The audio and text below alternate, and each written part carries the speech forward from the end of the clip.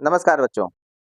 आज हम इस वीडियो में 10वीं कक्षा की संस्कृत की पाठ्यपुस्तक सेमुसी भाग 2 के पहले पाठ सूची पर्यावरणम का अभ्यास सरल करेंगे। इस पाठ का सप्रसंग सरलार्थ हम पिछली वीडियो में सरल कर चुके हैं। किस प्रकार से उसका प्रसंग लिखना है और किस प्रकार से सरलार्थ करना है वो हम पिछली वीडियो में जान चुके हैं।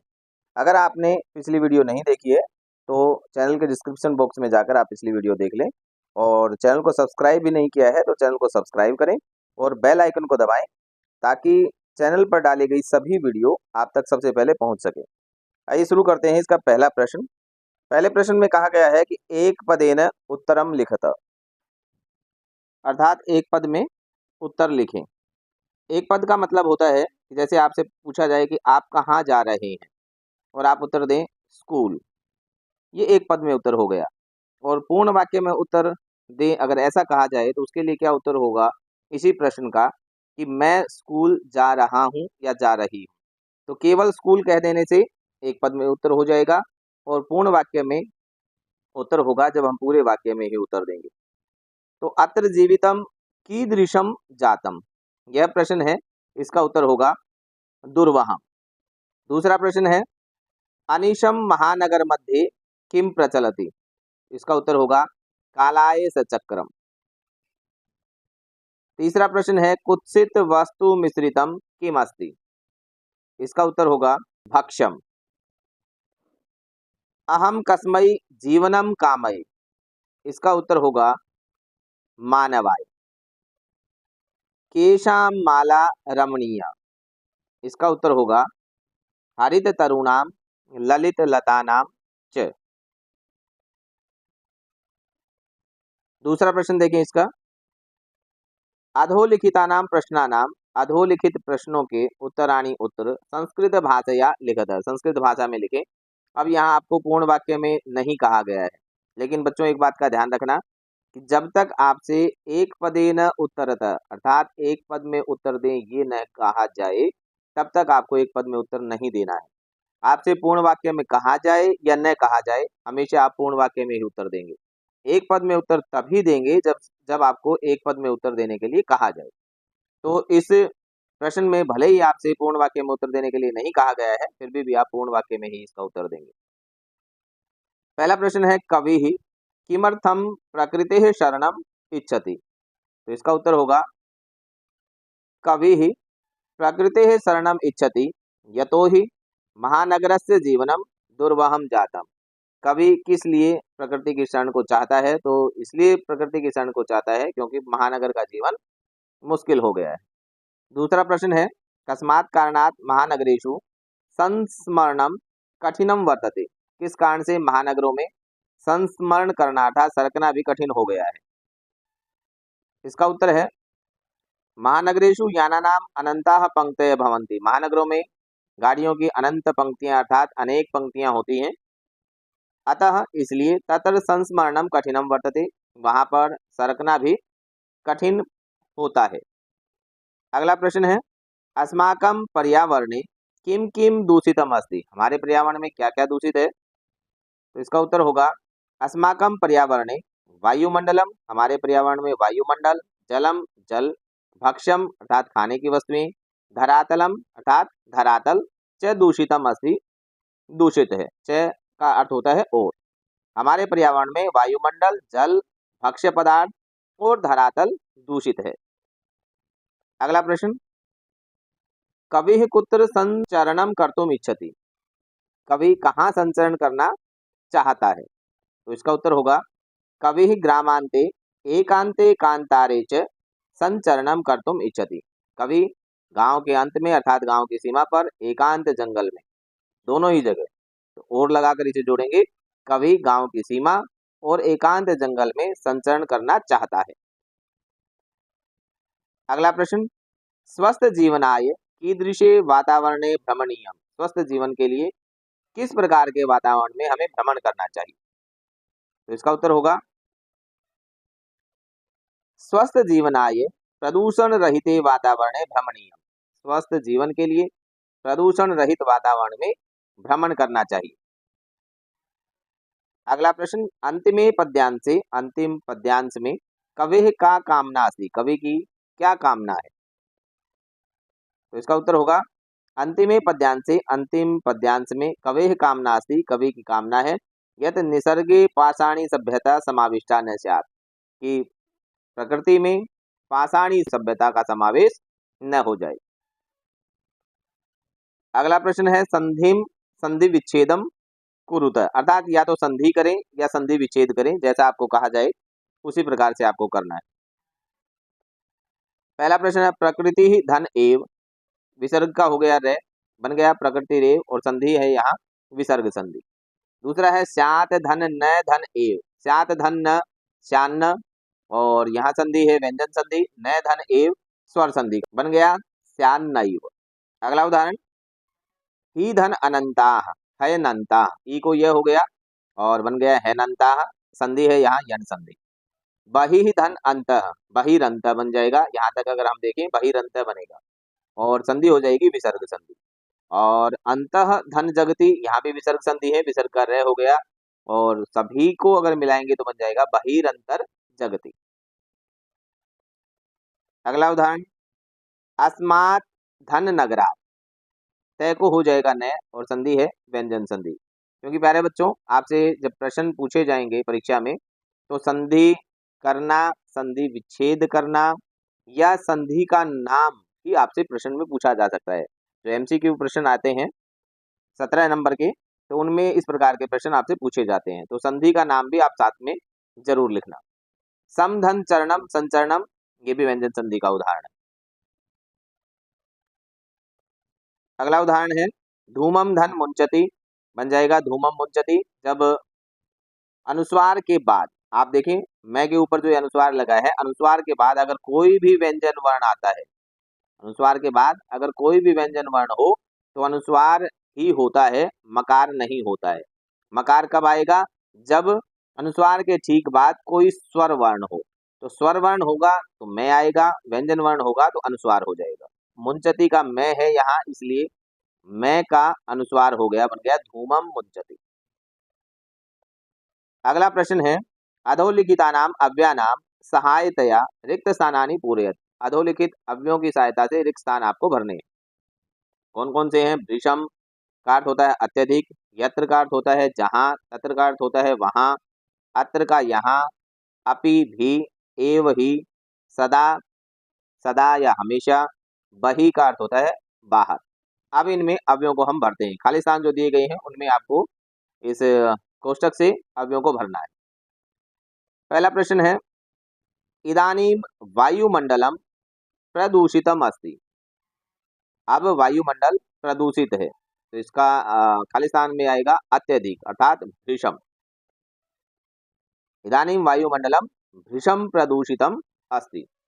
अगला है जीवनम दुर्वहम अस्ति, इसका अव्यय पद होगा खाली स्थान में अत्र। प्राकृतिक वातावरणे क्षणम संचरणम अपि लाभदायकम भवति, यहाँ खाली स्थान में आप भरेंगे अपि। प्राकृतिक वातावरण में क्षण भर भी संचरण करना लाभदायक होता है।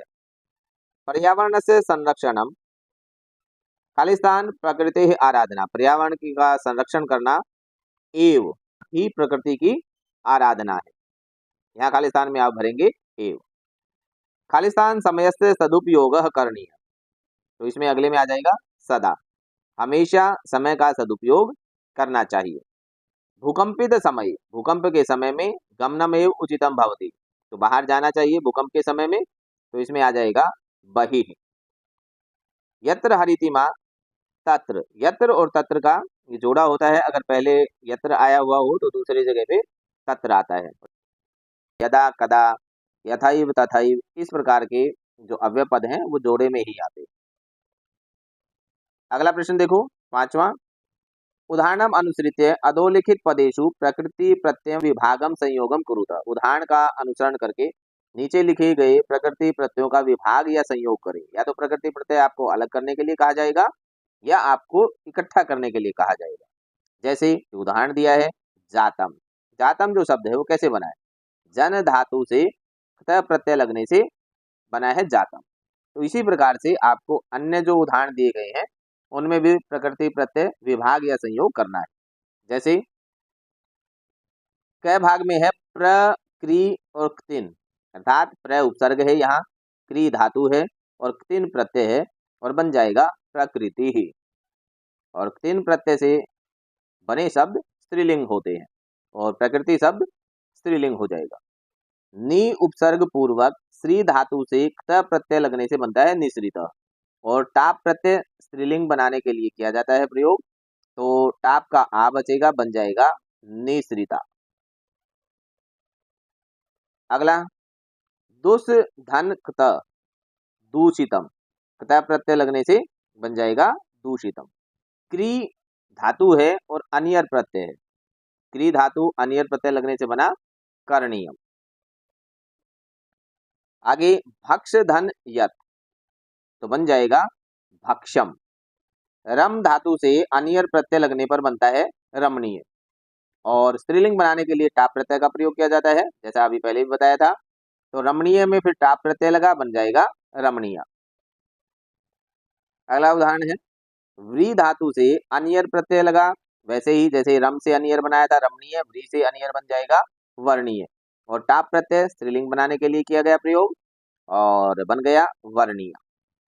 पिस धातु से क्त प्रत्यय लगता है तो बन जाता है पिष्टाह। अगला प्रश्न है अधोलिखिता नाम पदा नाम पर्याय पदम लिखत, अर्थात जो नीचे लिखे गए पद हैं उनके पर्याय पद आपको लिखने हैं।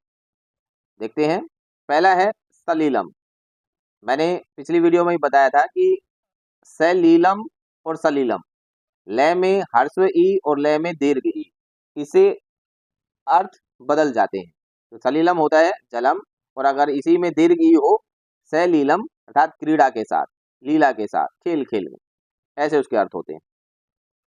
अगला है आम्रम, इसका पर्याय पद होगा रसालम। अगला है वनम, वनम का पर्याय पद होगा कांतारम। शरीरम, इसका पर्याय पद होगा तनुः। कुटिलम, इसका पर्याय पद होगा वक्रम। और पाषाणम का पर्याय पद होगा प्रस्तरम। सातवां प्रश्न है उदाहरणम अनुसृत्य पाठात चित्वा समस्त पदानि लिखत, उदाहरण का अनुसरण करके पाठ से चुनकर समस्त पद आपको लिखने हैं। विग्रह पद आपको दिए हैं, समस्त पद दिए गए हैं, समास का नाम आपको लिखना है। विग्रह पद और समस्त पद और समास का नाम तीनों आप अपने पुस्तक में लिखेंगे। उदाहरण दिया गया है जैसे मलेन सहितम, समस्त पद होगा इसका समलम, और समास का नाम हो जाएगा अव्ययी भाव समास। तो इसी प्रकार से बाकी के जो उदाहरण दिए गए हैं उनका भी आपको समस्त पद और समास का नाम लिखना होगा। कै भाग है हरिता चाहिए तरवह तेषाम, बन जाएगा हरित तरुणाम, और समास का नाम हो जाएगा कर्मधारय समास। अगला है ललिता च यह लता ताशाम, क्या बनेगा ललित लताना, और समास का नाम हो जाएगा कर्मधारय समास। गै भाग नवा मालिका, नव मालिका इसका समस्त पद होगा और समास का नाम होगा कर्मधारय समास। समास को विस्तार से पढ़ने के लिए समास की जो वीडियो चैनल पर डाली गई है आप उनको पढ़ सकते हैं। इस वीडियो के डिस्क्रिप्शन बॉक्स में भी उनका लिंक मैं डाल दूंगा, आप समास को विस्तार से वहां से अच्छे से पढ़ सकते हैं। अगला है धृतः सुख संदेश येन तम, समास पद हो जाएगा धृत सुख संदेशम, और समास का नाम होगा बहुव्रीहि समास। आगे पांचवा कज्जलम इव मलिनम, कज्जल मलिनम, समास पद हो जाएगा और समास कर्मधारय समास। दुर्दांतैहि दशनैहि, दुर्दांत दशनैहि समास पद हो जाएगा और समास का नाम होगा कर्मधारय समास। अगला प्रश्न है अंतिम प्रश्न, रेखांकित पदम आधारित प्रश्न निर्माणम कुरुत, रेखांकित पद के आधार पर प्रश्न निर्माण आपको करना है। प्रश्न निर्माण की भी वीडियो चैनल पर विद्यमान है, किस प्रकार से प्रश्न निर्माण किया जाता है आप वहां से बहुत अच्छे से सीख पाएंगे। प्रश्न निर्माण की वीडियो का भी लिंक चैनल के डिस्क्रिप्शन बॉक्स में डाल दिया गया है, आप वहां से प्रश्न निर्माण की वीडियो देख सकते हैं। शत शक्ति यानम कज्जल मलिनम धूमम मुंचति, अब यहाँ रेखांकित पद है कज्जल मलिनम, ये 2 बार नए आ गया है तो आप इसे चेक कर लें, ये कज्जल मलिनम नहीं है, कज्जल मलिनम है, ठीक है। एक न नहीं है, बाद में वाला न है और उस पर अनुस्वार है। और इसका प्रश्न निर्माण होगा कीदृशम अर्थात कैसा, काजल जैसा मलिन धुआं, तो कैसा धुआं। अगला प्रश्न है उद्याने पक्षिणाम कलरवम चेतः प्रसादयति। पक्षिणाम ये रेखांकित पद है, इसके स्थान पर प्रश्न निर्माण हो जाएगा केशाम। पाषाणी सभ्यतायां लता तरु गुल्माः प्रस्तर तले पृष्ठाः सन्ति। यहाँ रेखांकित पद है लता तरु गुल्माः। पुल्लिंग में बहुवचन का ये रूप है, तो पुल्लिंग में बहुवचन के रूप से ही हम प्रश्न निर्माण करेंगे, बन जाएगा के। कह कऊ के इसका उत्तर हो जाएगा। महानगरेषु वाहनानाम अनंताः पंक्तयः धावन्ति। महानगरों में वाहनों की अनंत पंक्तियां धावन्ति दौड़ती हैं, तो महानगरेषु, तो इसका प्रश्न निर्माण होगा कुत्र, कहाँ पर। स्थान की बात है तो कुत्र आएगा, या केशु नहीं लगाना है, कुत्र आएगा। आप प्रश्न निर्माण की वीडियो देखेंगे तो आप समझ जाएंगे कि किस प्रकार से स्थान की अगर बात की गई हो तो कुत्र लगाना होता है। प्रकृत्याः सन्निधौ वास्तविकम सुखम विद्यते। प्रकृति के सन्निधि में वास्तविक सुख मिलता है। प्रकृत्याः स्त्रीलिंग है तो स्त्रीलिंग का ही बन जाएगा कस्याः। तो इस प्रकार से आज हमने 10वीं कक्षा की संस्कृत की पाठ्यपुस्तक सेमुसी भाग 2 के सूची पर्यावरणम का अभ्यास सरल किया है। आप चैनल को सब्सक्राइब करें, बेल आइकन दबाएं, वीडियो को लाइक और शेयर करें। आप चैनल पर बने रहें। मिलते हैं 10वीं कक्षा की दूसरे पाठ की वीडियो के साथ। तब तक के लिए नमस्कार।